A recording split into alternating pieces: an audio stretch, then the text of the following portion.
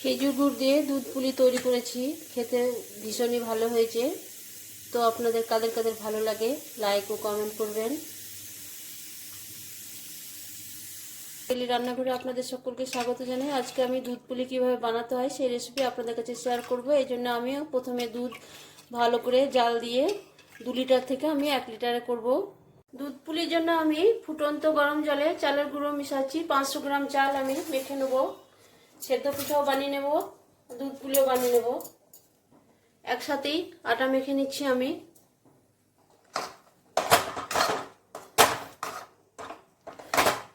ফুটন্ত গরম জলে চালের গুঁড়ো মাখিয়ে নিলে পরে পুলিগুলো খুব নরম হয়। এবার আমি যেমন আটা মাখি এভাবে ভালো মতো মেখে নিচ্ছি। তারপর আমি আধ ঘন্টা ঢাকা দিয়ে রেস্টে রাখবো। তারপর আমি পুলি বানাবো। আমি চাচির পুর তৈরি করেছি। সেদ্ধ পুলির জন্য আমি খোয়া ক্ষীরের মধ্যে গুড় আর নারকেল দিয়ে পুর বানিয়ে নিয়েছি। এখন আমি সেদ্ধ পুলি বানাচ্ছি।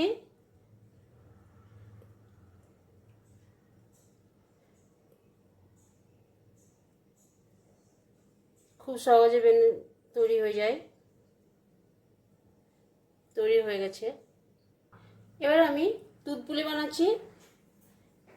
শুকনো চালের গুঁড়ো হাতে নিয়েছি, এইভাবে বানিয়ে নিতে হবে। তারপরে পুর দিতে হবে। হ্যাঁ, এইভাবে আমি বানিয়ে নিচ্ছি।